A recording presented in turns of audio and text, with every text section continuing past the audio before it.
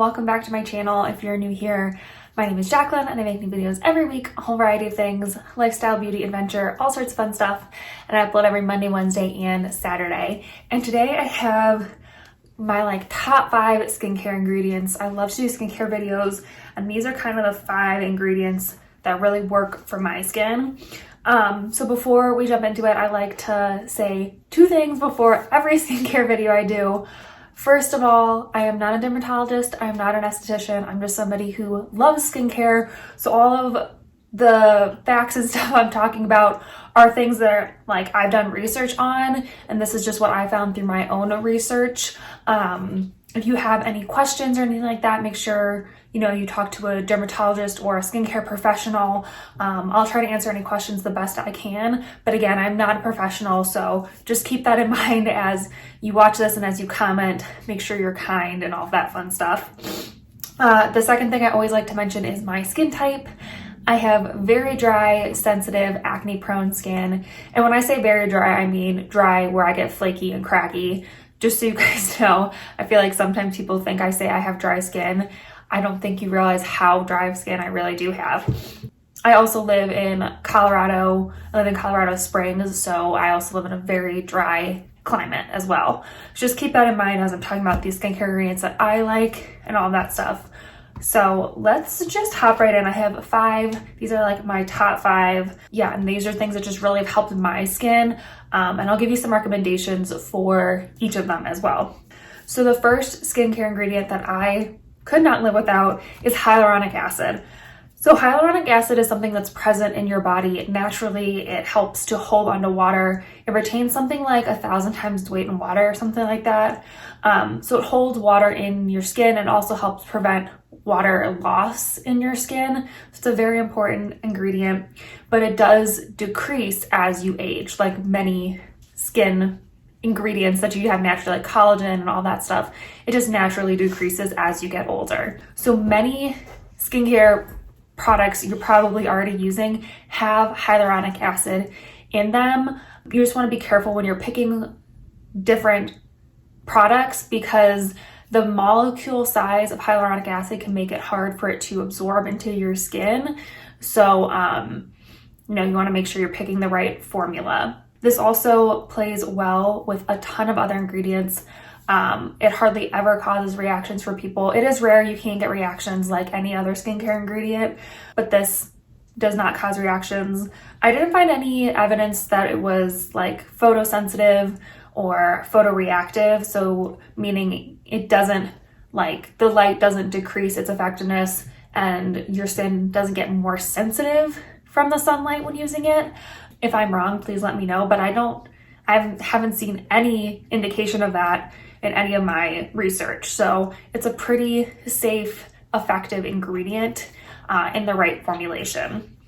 So a few products that I love that have hyaluronic acid in them, specifically serums. Like my moisturizer has hyaluronic acid in it. I'm sure some of the other skincare I have, I know my exfoliator has hyaluronic acid in it as well. My vitamin C has hyaluronic acid in it. But specific hyaluronic acid serums that I like and enjoy, I love the COSRX Hyaluronic Acid Serum is amazing. I think it works really, really well. It's a great price point. It's not super expensive. You get a pretty big bottle for what you pay. And same with their snail mucin. Their snail mucin does have other ingredients in it, but it also has some hyaluronic acid in there as well. So if you're looking for a little extra boost with your hyaluronic acid, I highly recommend their snail mucin. The other one I really like and I've used before is the Vichy Mineral 89. It's their hyaluronic acid gel serum, and I think it works really well. It is a little bit on the more expensive side, but I really enjoy that one as well. I thought it worked really well with a nice texture, and it worked well with my other skincare ingredients. And then one mask that I love, I talk about this mask all the time, that has hyaluronic acid is the Neutrogena Hydro Boost gel mask. That mask is amazing. It works so well, and the hyaluronic acid in there is really just great. So if you're looking for some good hydration and some good water retention in your skin because it will help plump up your skin and stuff. Those are some of my favorites. So the next skincare ingredient that I love is alpha hydroxy acids, or AHAs. I've tried AHAs, BHAs, PHAs, and out of all of them, AHAs tend to be my favorite, specifically lactic acid. Hydroxy acid does come in other forms. You can get, it comes in citric acid, glycolic acid, hydroxy acid, I think I'm saying that right, hydroxycaprylic acid, lactic acid, malic acid, and tartaric acid. So the two most popular ones are glycolic and lactic acid. I see malic acid out there a lot as well, but the most researched and the most well-known ones are glycolic and lactic. So I currently use a lactic acid. But what alpha hydroxy acids do is they promote collagen and blood flow. They help to exfoliate that top level of your skin chemically, so that can help with discoloration and acne scars, as well as fine lines. It increases your absorption of other products because it is exfoliating off that top layer. The products can absorb more easily onto your skin instead of getting trapped by dead skin cells. It also helps prevent acne breakouts because, again, it exfoliates that top layer of skin, so you're not getting dead skin cells stuck in your skin. Alpha hydroxy acids can be tricky though, because they can cause irritation and burning and all that not fun stuff. But it also makes your skin more sensitive to the sunlight because you're getting rid of dead skin cells, so it's new skin, and it's just going to make your skin more sensitive to the sunlight. So definitely start slow with it. If you've never used a chemical exfoliator, make sure you're picking one with a lower percentage and you're not using it too often, because that could cause more harm than good.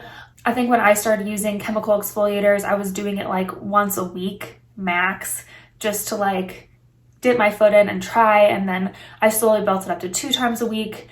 And now I think I use it 3 to 4 times a week. My dry skin likes to be exfoliated, but definitely doesn't like to be over exfoliated either. So that's kind of my sweet spot right there, is 3 to 4 times a week. So a few alpha hydroxy products that I love the Mad Hippie chemical exfoliator. So the Mad Hippie one has lactic and glycolic acid in it. So it does have a combination of the two, but I find this one really gentle. They also has other things, it has some hyaluronic acid in there to kind of help balance out that exfoliating that you're getting. But I think it's a really good one. It is on the more pricey side, but I think it works really well. It's also vegan and cruelty free, so that's something you're concerned about. I really enjoyed that one. I'm not using it currently. Right now, I'm loving the Ordinary's lactic acid. I use a 10% one. Again, this has hyaluronic acid in it as well. And I just find it really gentle but effective. I notice that my skin feels soft and smooth. My acne scars are starting to go down, but I don't notice any irritation or anything like that with it. And I think the hyaluronic acid in there really helps to kind of balance out any irritation you might be getting, or any dry patches or anything from it. I just think it works really well. So I highly recommend the Ordinary lactic acid. I know it comes in a 5% as well. So if you're, like I said, just starting out, you might want to start with the 5% and then eventually make it up to the 10%. But it's a really good one, really inexpensive, and I love that one currently. All right, the next skincare ingredient is azelaic acid. So azelaic acid is still fairly new to me. I think I've been using mine for about a year now, maybe a little bit less, and I love azelaic acid. So azelaic acid is a naturally occurring acid from grains. I believe it's wheat and barley and stuff like that. But what makes this so amazing is that it's an antimicrobial and an antifungal. So it makes it really amazing for acne and rosacea, because it can clear your pores from bacteria that causes that breakouts and the redness. So it helps reduce all of those things, as well as gently encouraging cell turnover. So it's not an exfoliator like an AHA or a BHA would be, but it still does gently encourage that cell turnover. So I don't use AHAs and azelaic acid in the same routine. I don't remember if you can. I'm pretty sure you can. You just have to be careful and kind of see what your skin can tolerate. So I use my azelaic acid in the morning and then use AHAs at night. And one of the reasons I like to use my azelaic acid in the morning is because it doesn't cause photosensitivity and it's not photoreactive. So again, it's not gonna cause your skin to become more sensitive to sunlight, and it's also not going to be deactivated by sunlight. So it's still gonna work when you like have sunlight on your skin. I just think it's a really amazing ingredient and really has helped the redness with like my current breakouts and stuff like that, as well as also reducing any breakouts I do have. I just noticed my breakouts are smaller, they don't last as long, they're definitely not as red and irritated, and I just really enjoy azelaic acid. It's one of my new skincare loves. So the one recommendation I do have is from The Ordinary. Again, they have an azelaic acid suspension. It's 10%, I believe. Let me look. Yeah, so theirs is 10%. Anything over 10%, I believe you have to get a prescription for, but I find that the 10% is perfect for me. I think it works really well. I have heard people say that because it's in that silicone suspension that it does cause breakouts on some people. It can be too heavy, but with my dry skin, I don't notice that, so I can put it everywhere and be fine. I've heard some people say that they just use it as like spot treatments, like more in the areas where they do get breakouts is where they tend to put it. But I just use a pea-size amount all over my face, and I've really seen a major difference with it. The other product that has azelaic acid in it that I would love to try is the Naturium one. It's a little bit easier to get your hands on now because it's at Target. I can't remember if the Naturium has anything else in it. Let me look. Oh, it's not at Target. Okay. Their azelaic acid is not at Target. I thought it was. Okay, so the Naturium azelaic acid also has niacinamide and vitamin C. So that might be something to like be careful of, or, you know, adjust your skincare routine accordingly.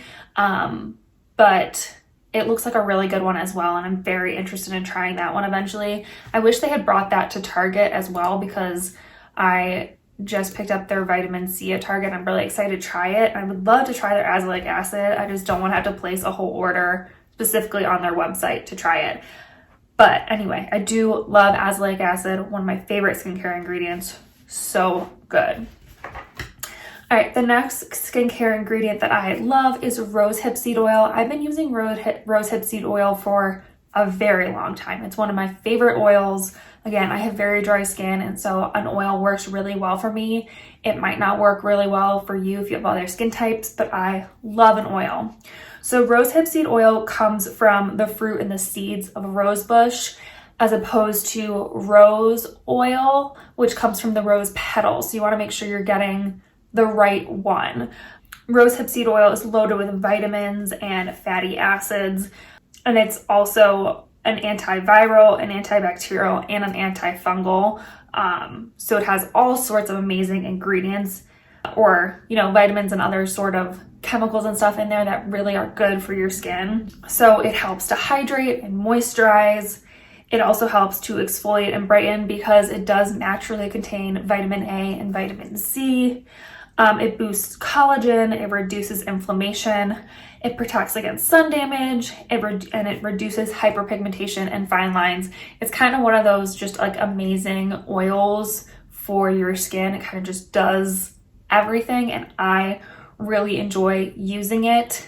I use it at the very end of my skincare routine and just kind of get a few drops. You don't need a lot, and just pat it everywhere. And I just notice my skin always feels more hydrated when I do it. It always looks brighter. I just really enjoy using a rosehip seed oil. So you can find all sorts of rosehip seed oils on Amazon and stuff. I never know if they're like legit or anything like that. So the one I like to go for is the Ordinary one. Again, this is a lot of Ordinary products. I'm very sorry about that, but they make really good products for an affordable price point. And that's the case with the Rosehip Seed Oil. It's not very expensive. That bottle will last you a really long time because, like I said, you don't need a lot. And I feel really confident in using that one because I know it's 100% cold pressed rosehip seed oil. So I don't have to worry about anything else being in there like they do on the ones from Amazon. So that's one I always go with. It's also really easy to get your hands on because you can get it at Sephora or Ulta. I always just go to Ulta because that's my store of choice. But yeah, I really enjoy the Ordinary's Rosehip Seed Oil. All right, and then my final skincare ingredient favorite is probably the most important skincare ingredient ever.